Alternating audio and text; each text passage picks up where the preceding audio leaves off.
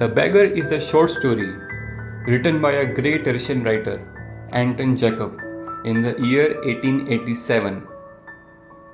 The story begins one morning when Mr. Schwarzkopf, who was a barrister by profession, was approached by a man in the street.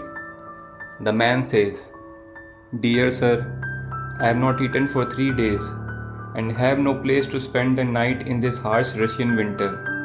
I swear to God, please help a miserable poor man, sir.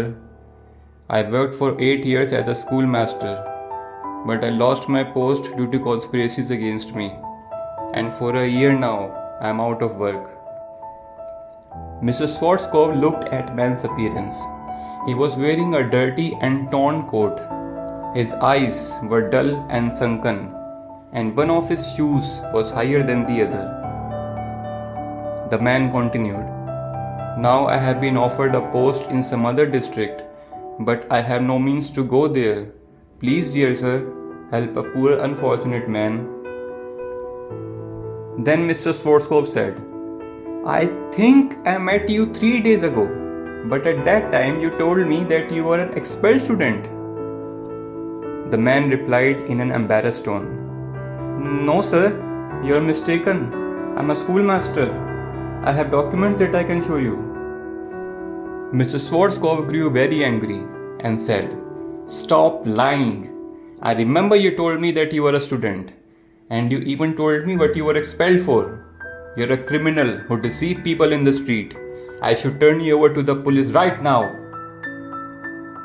The man attempted at justifying himself, swearing to God multiple times, but then fell silent and hung his head in shame and said, "Sir, you are right.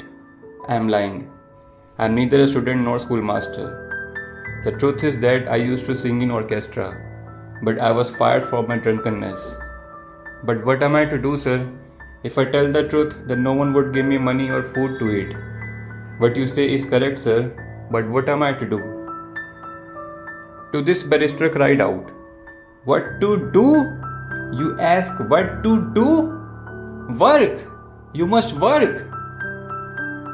The man replied, "I understand, sir, but where can I find work?" Mr. Schwarzkopf, the barrister, said, "Nonsense! You are young and healthy. If you want, you can always find a work. But you are lazy, your mouth is stinking with vodka. You are a liar, capable of lying only. People like you have only excuses." To this the man replied, "You do not understand, sir. It's too late for me to be a shopkeeper, because such jobs are entered into as a boy. No one will give me a sweeping job, because I would be the wrong class to talk down to. Nor I will be hired in a factory, because working in a factory requires skills which I do not have." Mr. Schwarzkopf said, "Nonsense! You will always find a justification. People like you are always ready with excuses." After a while, Mr. Schwarzkopf said, "Would you like to chop wood for me?" To this the man replied, "Okay, sir, I will." Mr. Schwarzkopf brought the man into his house and called for the cook from the kitchen and said, "Olga, take this gentleman to the shed and give him woods to chop." The man followed the cook. However, from his walk, it was clear that he had agreed to do the work, not because he was hungry and wanted to earn money, but because of shame at having been taken at his words. It was also clear that he was badly weakened from vodka and was unwell, nor he had the slightest willingness to work. Mr. Schwarzkopf went into the dining room. There, through a window, he saw the cook Olga and the man making their way through the dirty snow to the shed. Olga, looking crossly and angrily at the man, unlocked the shed and banged the door open. Mr. Schwarzkopf thought that a woman was angry because she was probably interrupted at her coffee. Once in the shed, the cook threw eggs at man's feet, spat angrily, and then began scolding him. The man pulled a log towards him, put it between his legs, and tapped it with the axe, as if he was afraid to hit his shoes or chop off his toes. The log fell over. The man pulled the log to him again, tapped it with the axe. The log again fell over. By then, Mr. Schwarzkopf's anger was gone.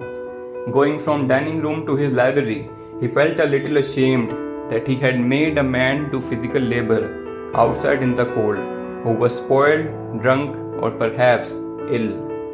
However, the barrister concluded the matter that it was for that man's own good. An hour later, Olga came and reported that the wood had been chopped. Mr. Schwarzkopf gave the cook 50 kopecks, which is a form of Russian currency, and instructed her to give the money to the man and tell him to come on 1st of every month to chop wood if he wants.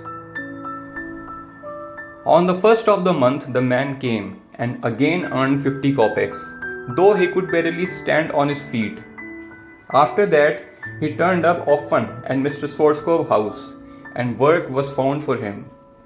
Sometimes he removed piles of snow with a shovel, sometimes he cleaned the shed, sometimes he beat the dust from the rugs and mattresses. Each time he earned 20 to 40 kopecks.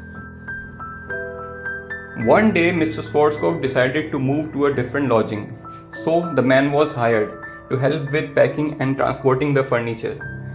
This time the man was sober and silent. He barely laid a finger on the furniture and followed the carts with his head hanging down. After the shifting of furniture and other belongings, Mr. Schwarzkopf called the man to him and gave him a ruble, which is a form of Russian currency, and said to him, "This is for your labor. I see that you are sober and not against doing work. What is your name?" And the man replied, "Lushkov." Mr. Schwarzkopf then told the man that he had to offer him a different work, a much cleaner work this time. He asked the man if he can write. To this the man replied, "Yes, sir." Mr. Schwarzkopf then gave a letter to the man and asked him to go to his colleague tomorrow. There he will get to do copying work for him. Mr. Schwarzkopf was very much pleased at having put the man on the right path. He patted Lushkov on the shoulder in a friendly manner and offered him his hand as he said goodbye. Lushkov took the letter and left, and no longer came back to Barrister home for work. 2 years passed by. One evening, when Mr. Schwarzkopf was buying a theatre ticket for himself, he saw a little man in a coat and dirty hat standing next to him. The little man asked for a ticket and paid in copper coins. Recognizing the man as his former wood chopper, Mr. Schwarzkopf said, "Lushkov, is it you? Well, how are you? How is life going?" To this the little man replied, "Not bad, sir. I work for a notary now. I earn 35 rubles a month."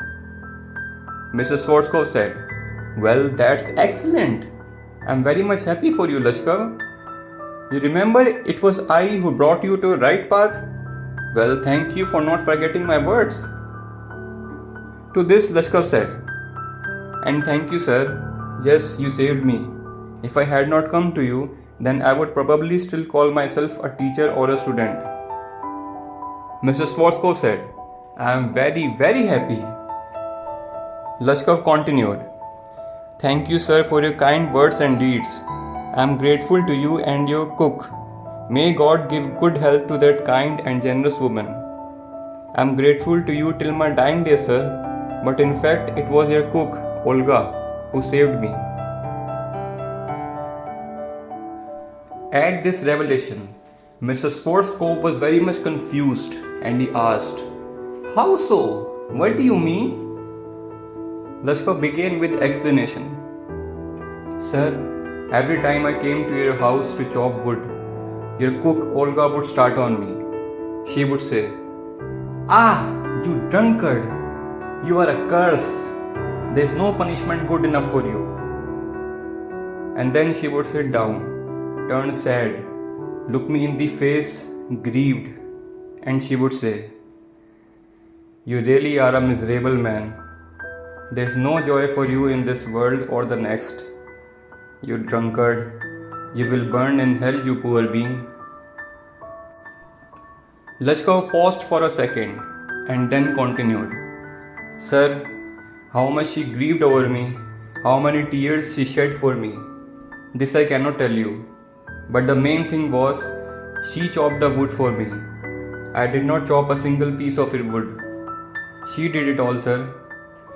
Why she saved me, why I changed, looking at her, and I stopped drinking. I cannot tell you. I only know that from her words and generous acts, a change took place in my soul. She set me right, and I will never forget it. But it's time, theatre bells are already ringing, sir. Lashkov said goodbye to Mr. Sforsko and went into the theatre gallery. The story ends here. Thank you for listening to this classic short story. If you like it, then please share it with your friends and family. Thank you very much.